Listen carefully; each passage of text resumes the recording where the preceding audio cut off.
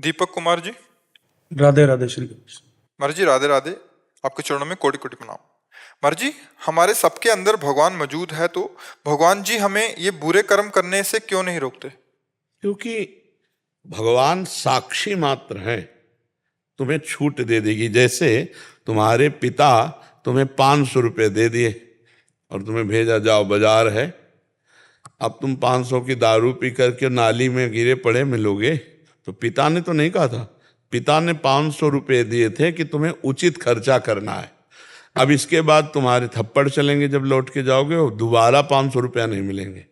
ऐसे ही तुम्हें मानवदेह मिली और भगवान ने तुम्हें अपना पावर दे दिया, देखने सुनने बोलने, ये सब भगवत पावर, भगवत शक्ति से आप चल रहे हैं। अब इसका प्रयोग कहाँ करते हो? गंदी बातें देखते हो, गंदा आचरण करते हो, गंदे खान पान को करते हो, ये तुम्हारे ऊपर छूट है। इस बात में मनुष्य की स्वतंत्रता है, वो बुरा कर सकता है या अच्छा कर सकता है, इसके लिए छूट है। परिणाम तुम्हें मिलेगा। जैसे खेती दे दी, बीज दे दिया और विविध प्रकार के बीज दे दिए, अब उसमें तुम बोते क्या हो? बम्बूल बोते हो, गन्ना बोते हो, दाख बोते हो, तुम्हारे ऊपर छूट है। यही मनुष्य योनि की महत्ता है कि तुम्हें ऊपर छूट है। आप तुम बुरा से बुरा कर्म कर सकते हो, अच्छे से अच्छा कर्म कर सकते हो। बुरा कर्म के नरक आदि दुर्गति को प्राप्त हो गए, अच्छा कर्म करके स्वर्ग आदि या भगवत प्राप्ति करो। ये छूट है, इसलिए भगवान नहीं रोकते। ये तो हमने सिद्धांत बताया। अब दूसरी भाव की बात बता रहे, भगवान सबको रोकते हैं। बेईमानी मत करना, हमें ईमानदारी से बताना। जब तुम बुरा करना चाहते हो या चलते हो तो तुम्हारे अंदर आवाज आती है कि नहीं कि गलत है? सच्ची बताना, सबके हृदय में आती है। तो आपने उस भगवान की बात को कहाँ माना?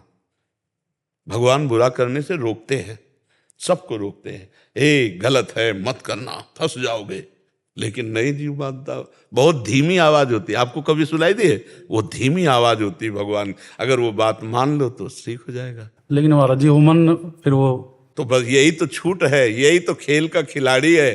मन और 5 ज्ञानेंद्रिय, इन्हीं के चक्करों मना खष्टा। भगवान खुद बोल रहे हैं गीता जी में, ममैवांसो जीवलोके जीवभूता सनातनः मना खष्टानि इंद्रियाणि प्रकृति स्थानि करसति।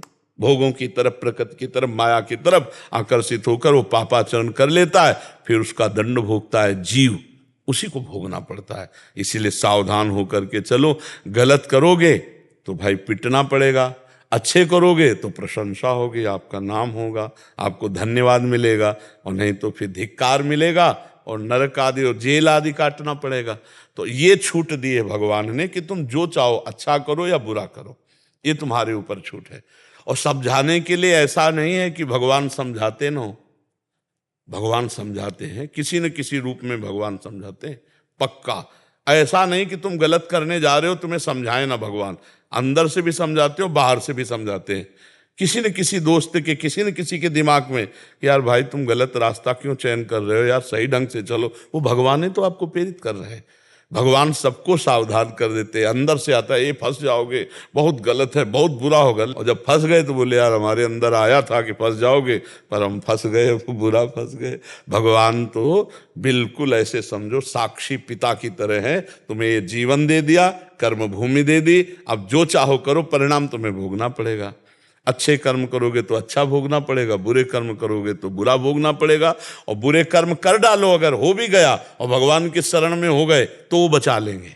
अहम तो हम सर्वपापेभ्यो मोक्षयिष्यामि मा शुचा। एक उपाय, जैसे वकालत भी पक्की हो गई और न्यायाधीश ने निर्णय भी पक्का कर दिया कि तुम्हें फांसी की सजा, तो भी एक पॉइंट अभी बकाया है, राष्ट्रपति से क्षमा याचना कर लो तो वो बचा सकते। तो अखिल ब्रह्मांडों के राष्ट्रपति भगवान श्री कृष्णचंद्र जो हैं, श्री हरि हैं, तो उनसे प्रार्थना करो, वो सारे पाप नष्ट करके आज भी मंगल कर देंगे।